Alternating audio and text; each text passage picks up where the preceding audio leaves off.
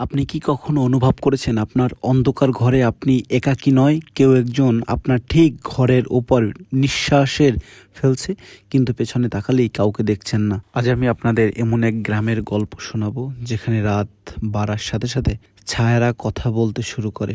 সাহস থাকলে ভিডিওটি শেষ পর্যন্ত দেখুন। আজ 8ই মার্চ 2026, রোজ সোমবার। আমাকে এই ঘটনাটা পাঠিয়েছে আরও 1 মাস আগের। আজ আমি এটি রেকর্ড করছি। আমিও জানি আপনি আমার ভিডিওগুলো দেখছেন, এবং যারা যারা আমার ভিডিওগুলো এখনও সাবস্ক্রাইব করেননি অবশ্যই এখনই সাবস্ক্রাইব করে দিন। বিজ্ঞান বলে ভূতের কোনো অস্তিত্ব নেই, কিন্তু 20 বছর আগে এই পরিত্যক্ত জমিদার বাড়িতে যে যুবকটি রাত কাটাতে গিয়েছিল তার চুল কেন এক রাতে সাদা হয়ে গেল? সে আয়নায় এমন কি দেখছিল যে তার মস্তিষ্ককে চিরতরে বিকল করে দিয়েছিল? চলুন জেনে নেই সেই অভিশপ্ত নিঝুম গ্রামের অন্ধকারের সত্যের গল্প। আমি ফাহাদ। আজ আমি থাকবো আপনাদের সাথে শেষ পর্যন্ত এই গল্পের। এই শব্দ যদি মাঝরাতে আপনার কানে ভেসে আসে, আপনি কি ঘরে থেকে বের হওয়ার সাহস পাবেন? ধরেন একটা আয়না ভাঙার শব্দ, এবং এই শব্দ শোনার পর আপনি আপনার অনুভূতিটা এই ভিডিওতে কমেন্ট করে জানাবেন। এরপর আমরা সামনের দিকে আগাচ্ছি গল্পের।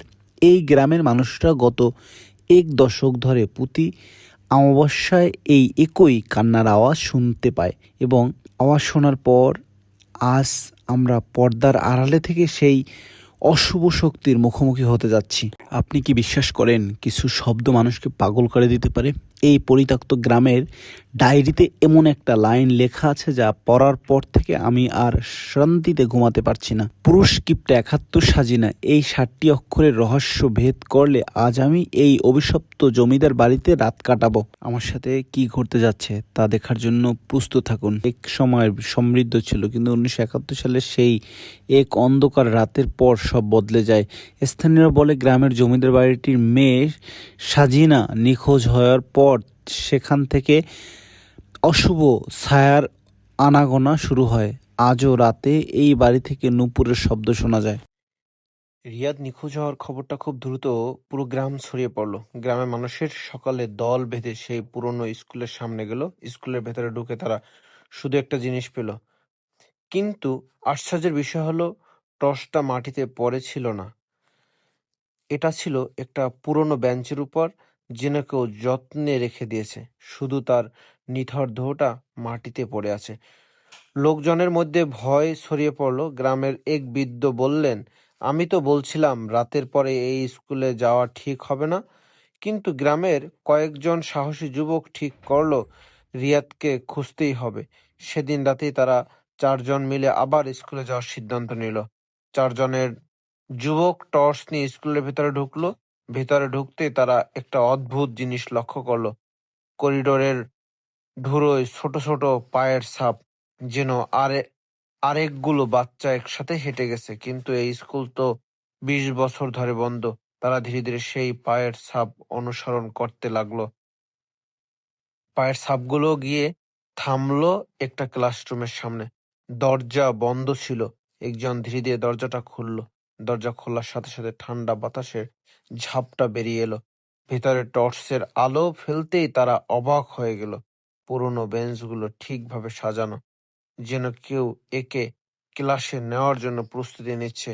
হঠাৎ খটখট খটখট করে একটা শব্দ হলো। মনে হলো যেন ভিতরে কেউ বেঞ্চ বসছে, কিন্তু সেখানে তো কেউ নেই। 4 জনের একজন ভয়ে বলল, চলো এখান থেকে বের হয়ে যায়। ঠিক তখনই পিছন থেকে একটা কণ্ঠস্বর ভেসে এলো, ক্লাস শুরু হয়ে গেছে, তোমরা দেরি করে ফেলছে। সবাই ধীরে ধীরে ঘুরে দাঁড়ালো। দেখলো ক্লাসরুমের দরজায় দাঁড়িয়ে আছে সেই বৃদ্ধ শিক্ষক। তার চোখ দুটো অদ্ভুতভাবে স্থির। তিনি ধীরে ধীরে বললেন, সবাই নিজের বেঞ্চে বসো। হঠাৎ করে ক্লাসরুমের ভিতর থেকে শোনা গেল অনেকগুলো বাচ্চার হাসির শব্দ, কিন্তু সেখানে কোনো বাচ্চা নেই। 4 জন যুবক ভয়ে দৌড়ে স্কুলের বাইরে বেরিয়ে এলো। পরদিন সকালে তারা আবার গ্রামবাসীদের নিয়ে স্কুলে গেল, কিন্তু ক্লাসরুমের ভিতরে গিয়ে তারা এমন একটা জিনিস দেখলো যেটা দেখে সবাই স্তম্ভ হয়ে গেল। একটা পুরনো বেঞ্চ, ধুলোয় লেখা, রিয়াদ এখন আমাদের ছাত্র। আর সেই লেখার নিচে ছিল 5টা পায়ের ছাপ। 4 জন যুবকের আর একটা অজানা পায়ের ছাপ। আজকের গল্পটা একটা ভিন্ন রকমের গল্প ছিল। আমাদের আগামী গল্পের জন্য অপেক্ষা করুন।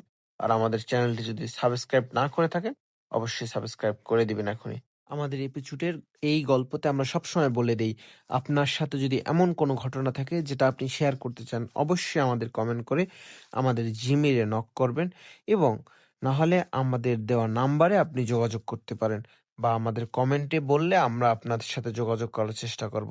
এবং এরকম গল্পের সাথে আমরা আগামী গল্পে আপনাদেরকে শোনাতে চাই এক আরো অলৌকিক অদ্ভুত ঘটনা। তো সেটার জন্য অপেক্ষা করুন। আর যদি আমাদের চ্যানেল নতুন হয়ে থাকেন, এখনই চ্যানেলটি সাবস্ক্রাইব করে দিন।